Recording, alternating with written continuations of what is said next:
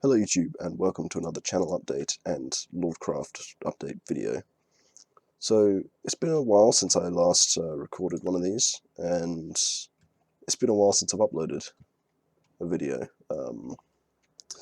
And well, the reason is I've been having a lot of work recently, very important, and because of that I haven't been able to upload much content, if any at all, for quite a while.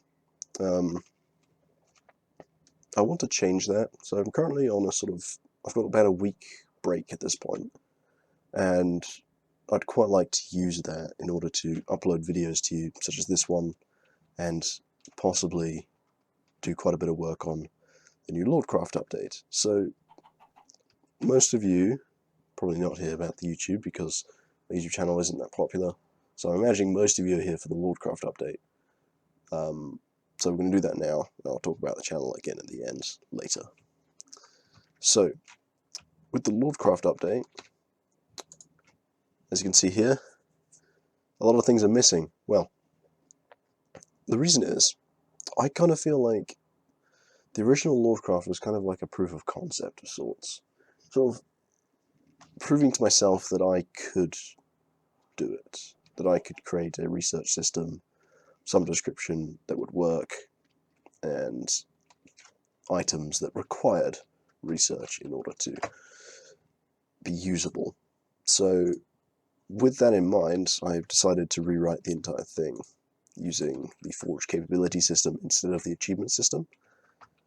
Obviously, the two reasons for that is that the first one I feel is a proof of concept, and second of all, in 1.12, the achievement system is being switched out for the advancement system. And in order to make the update to 1.12 easier and pretty much painless, I feel like I need to abandon the achievement system entirely and switch over to the capability system. So what does this mean for the player? Well, it doesn't mean a lot for the player, really. It will correct a lot of the things that seem to be wrong with the system. There were possibly a couple bugs due to the fact that the the achievements don't always sync properly between client and server. And thankfully, using the capability system, I've got around that, so we don't have that issue anymore. That is gone. There won't be any syncing issues from now on because I have full control over where the data is, something I did not have before. Second of all, it means that in single player, even if you switch your character to a different person, different name or whatever, they will keep their research because their research is tied to the player rather than to the achievements, which are an abstract piece of data that's attached to specific people on a server. So if you have two accounts, say, and you log on to your single player world, both those accounts will have access to the research, so long as it's in a single player. If you're on a server, however, the research will not be shared between players, obviously.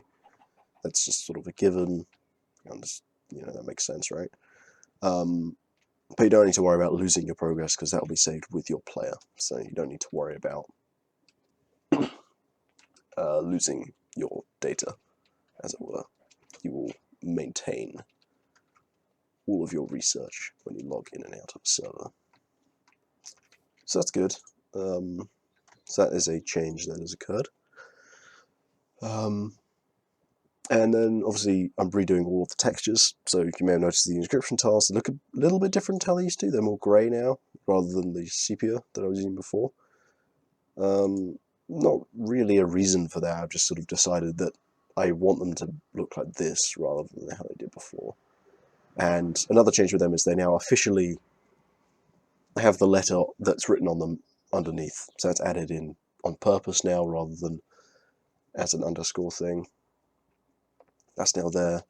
You will still need to do F3H to see that. Oh no, you don't. You don't need to do that. That's fine. You don't need F3H to see this. They're just there anyway.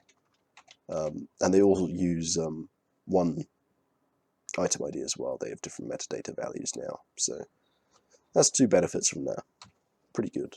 Good to see. And of course, this now actually has a purpose. Occasionally, there isn't any research that I've added currently that requires this particular tile, but there may be some in the future, potentially.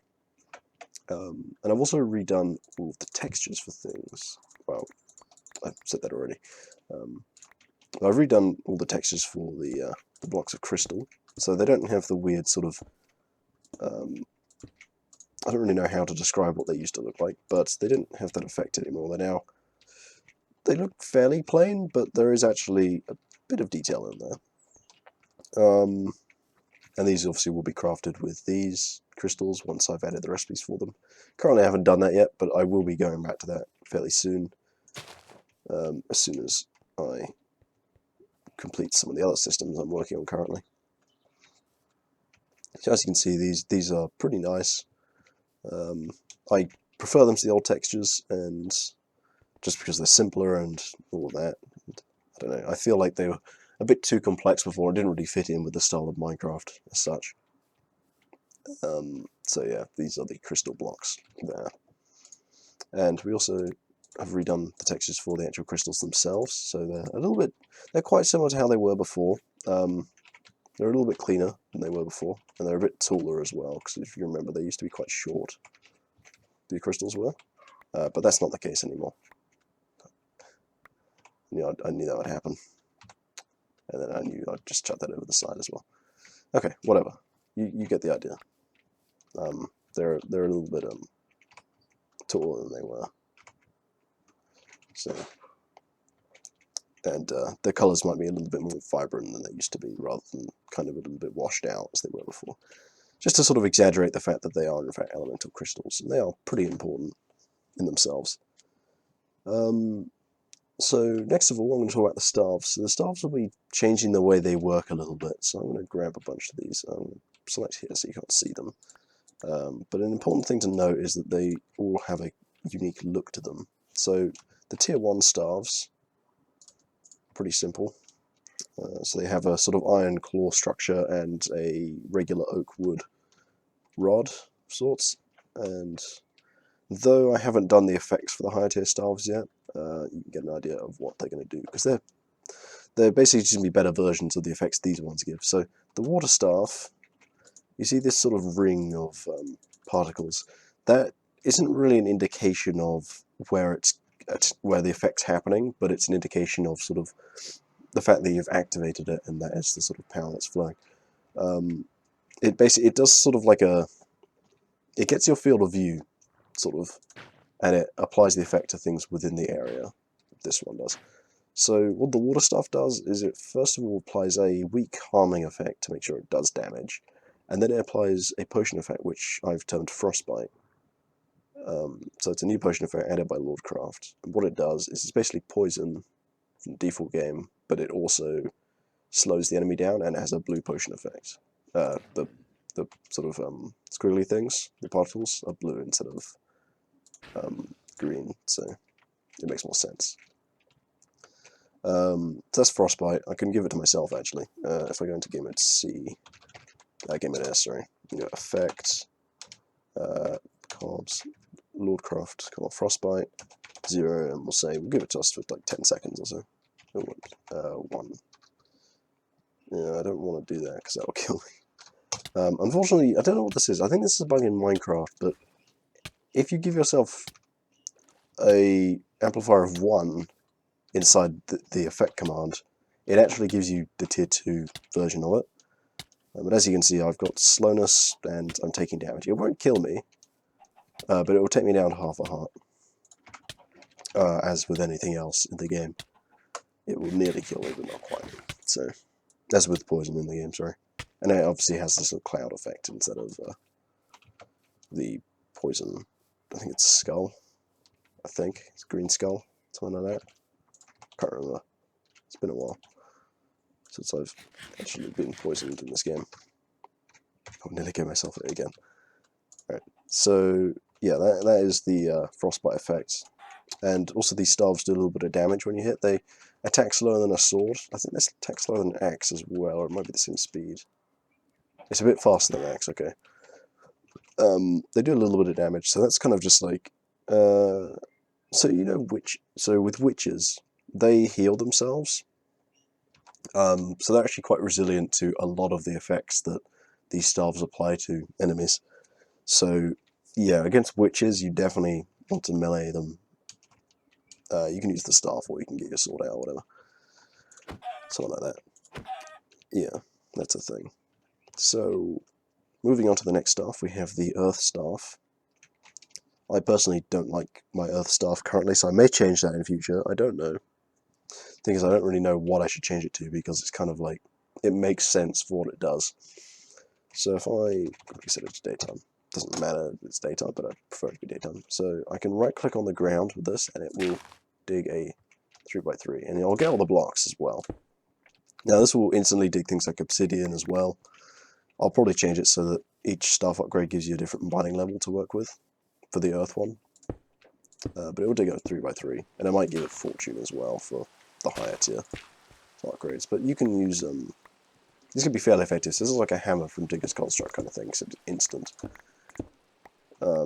Just to let you know, these will use power once I re-add that system in. That's still on the way.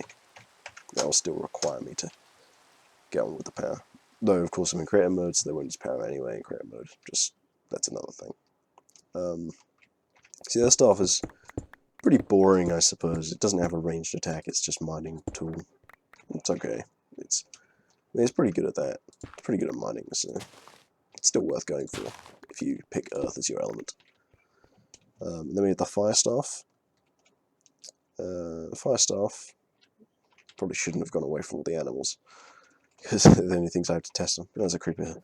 So the Fire Staff, kind of like the Water Staff, again, it fires the ring of particle effects, which again, it's not an indication, it's just the power of the staff, such. And it sets the target on fire. I believe it does homing as well to them, but not as much. But yeah, the primary thing is it sets the target on fire, which is fairly important. I don't know how long it sets on fire for. It's not enough to kill a player, as far as I'm aware. I think it's either 12 or 16 seconds, which isn't quite enough to kill a player. It gets them down to, like, I think, 4 hearts or 2.5, I think. I'm not sure. 4 or 2.5. I'm not entirely certain how often fire does damage to players. So, moving on to the next staff, we have the Air Staff. This is one of the more interesting ones. It's one of my I quite like this one just because of it's kind of strange. So it fires another ring of smoke in this case to show its effect, and it pushes mobs away from you. It does affect players as well, but I will probably make it in the future that it doesn't push players as far, perhaps, because I think it'd be kind of ridiculous. Because sometimes you can get some absolutely insane sort of pushing effects like that, which is flying miles away from where we are, this position here. You know, on anything other than a chicken, that would be quite dangerous. Or this kind of situation. Because you can just hold down the right mouse button, right? So you can send things flying really far. So Wind Staff is one of my favourite ones, just because of not just the effect that it has, but it also looks pretty cool. I need to show you third persons of these staffs as well. Did I put that in my other hand? I did. Okay, so this is the third person of the Wind Staff, Fire Staff, Earth Staff, and the Water Staff. So then we move on to the Light Staff. It kind of looks a bit strange. I don't know how I feel about it, appearance-wise. It's fairly cool. It's kind of a bit pointy, but doesn't matter too much. So what this one does is it does harming damage, so potion of harming effect, and it also makes the enemy glow for the same amount of time that Frostbite applies for, which is 20 seconds, by the way, because I didn't mention that earlier. All the effects that are applied to enemies last for 20 seconds. This fires a sort of whitish smoke, which makes sense because it's light. And there's no sort of like white sort of sparkles for it, so I couldn't find anything like that to use.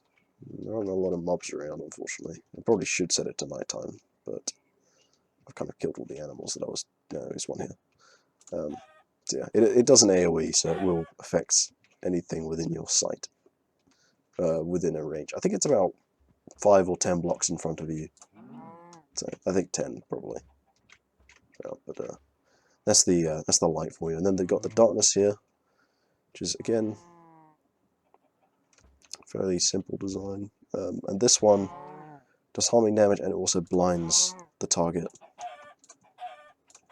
and it uses the magical crit effects. I think you get with enchanted weapons or arrows or something like that. For that, so those are all the staves and what they look like at their basic level. So just such stuff, and we have a look at the advanced level of staves. So these don't actually have different effects at the moment, they're still the same effect, they just look a bit different. As you can see, they're kind of the same, they just have a gold claw and a spruce wood rod on them. And then we have the ultimate staves, don't need two of those, which have a infused metal claw, just like they did in the olden days, and a dark oak rod, which is a bit different to before.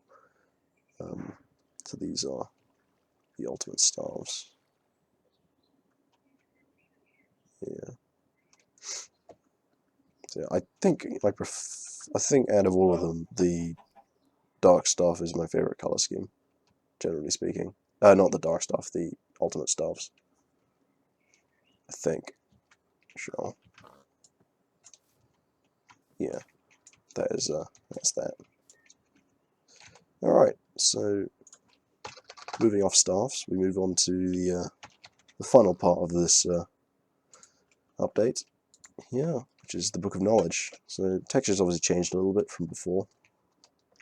If I open it now, Eternal's pretty similar to before, not as much stuff going on. So we've got mod concept. I've changed a little bit of the stuff here, not much though. And researching, this is different. So this describes how you do research in this game. It's a bit different to before. So there is no researching table now, it's all done within the book. So what you do is you click on the tab that says research on it, and it opens up this menu here. Which at the moment, so I've added a lot of sort of generic researches that may be in there in future, some of them just random words. Came up with a Cobbs mission, just like whatever. So a lot of it's a bit random, but this is just stuff I put in here just to sort of test out the system. So you can use the scroll wheel, or you can click on these arrows to move up and down within the, these are the options you have to research, and this is the ones that I have researched. So if I hover over one of these buttons, it tells me the text I got to type in, same as before. And if I go down here, so let's do air because that's easy. So it's A-E-R, so A, E, and then R is like over here somewhere. Put that in A. I'll switch to survival mode because you can't fail research in creative mode. So I'll switch into survival. If it research, type in A, E, R, and then select air. Then click, kicks you out of the menu, applies little particle effects. And you go back in and you see it's now moved over here, and it's locked down all of the other elemental researchers because I've selected air as my element. So that's that.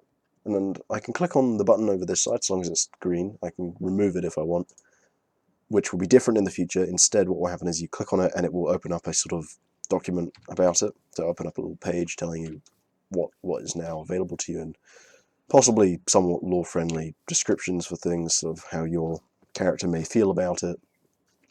So, because the idea is that your character's written all this stuff. Not necessarily these two pages, but this page, certainly, and most of the subsequent pages. So it'll open up and then there'll be a remove button, like in the bottom left corner here or something like that. So you can remove research that you've already done, so long as you don't have any of the research that requires the one you're removing.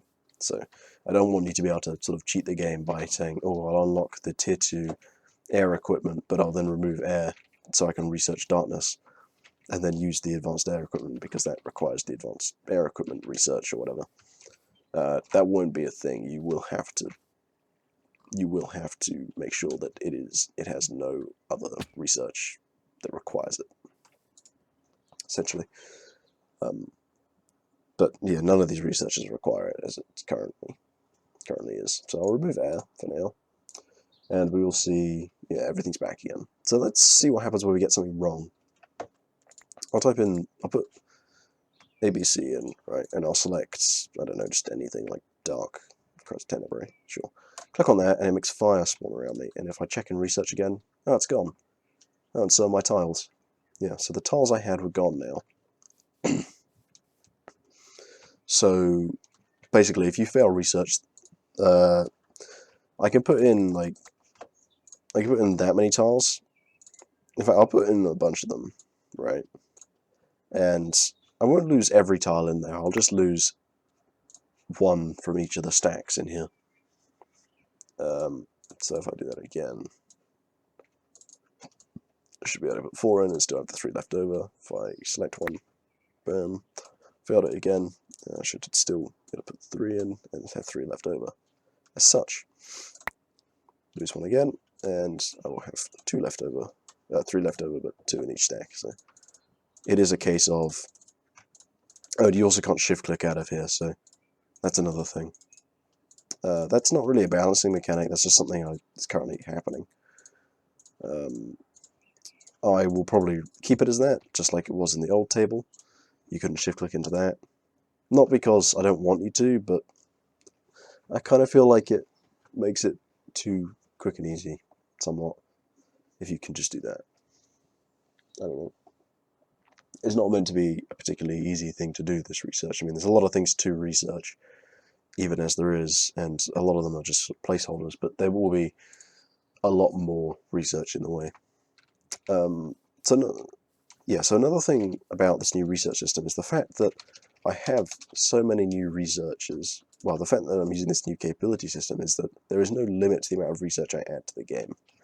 I can add pretty much an infinite amount of research to the game, different sort of things to study, which means that I can continuously add content to it without having to sort of override other systems that are in place. I could just use the default ones and then run it into this new researching system I've set up. And that's that, pretty much. Yeah, so overall, I much prefer this to the old system. Another thing to note is that there are now 13 slots for inserting tiles, rather than the 9 that were there before. Or whatever it was. I think it was 9. Probably was 9. And the other thing is that you can only see your hotbar within this menu. So that is another thing. So, I think that pretty much wraps up the update for Lordcraft. Now, I want to say, I'm sorry that if any of you guys were excited for the transmutation system hitting Lordcraft. I know that I've had a few people say that they quite like the idea of the way I balanced it. I'm sorry I never got to release that. I pretty much did finish it, but I don't know, it just kind of felt out of place, as it were. Yeah, so I'm sorry I never got that out. It will be returning in this later on down the line. I don't know whether it will be before the first release. I will be earlier on, I imagine. It will be before it leaves beta.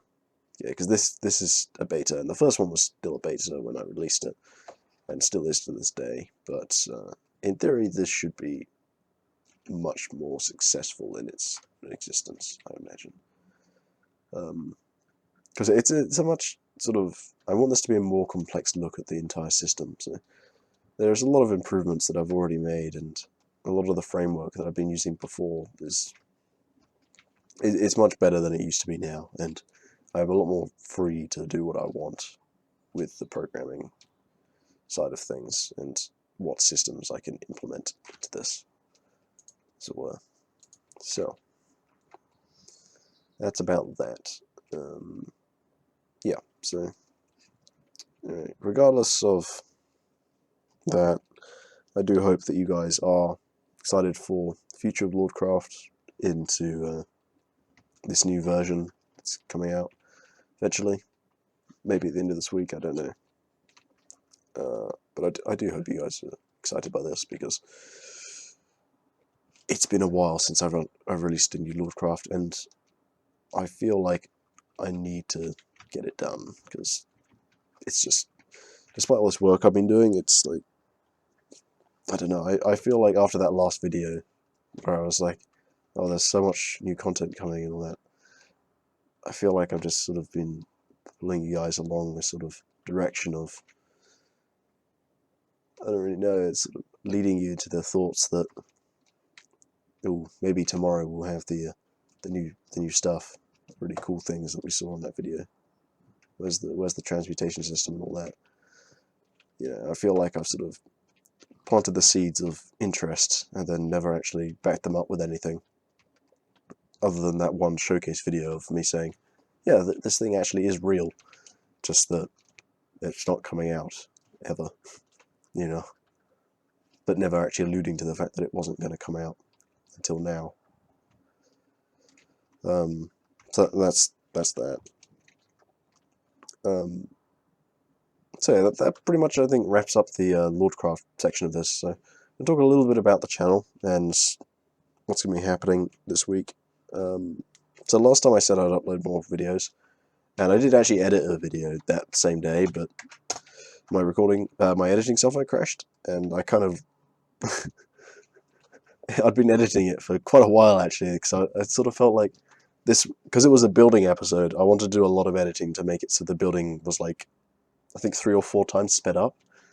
So I had to keep cutting, like whenever I spoke, to like cut there, have me say something, cut again, and then speed everything else up around that. And it spent me like an hour doing that, and then it crashed. And I was like, no. It's like an hour's work just lost. And well, it was kind of annoying actually. And I just sort of lost the will to continue editing that video. So I stopped doing it that day, and after work the next day I decided to try again, and it crashed a second time. So I was kind of annoyed yet again by that. And then I got round to finishing up the editing of it the next day after that, tried to upload it, and then I didn't finish uploading it before I had to go and bring my laptop with me. So I had to cancel that upload, basically. And I just haven't got around to it since. So there will be an episode coming up at some point this week, and possibly some more episodes after that. I'll have to see how that goes.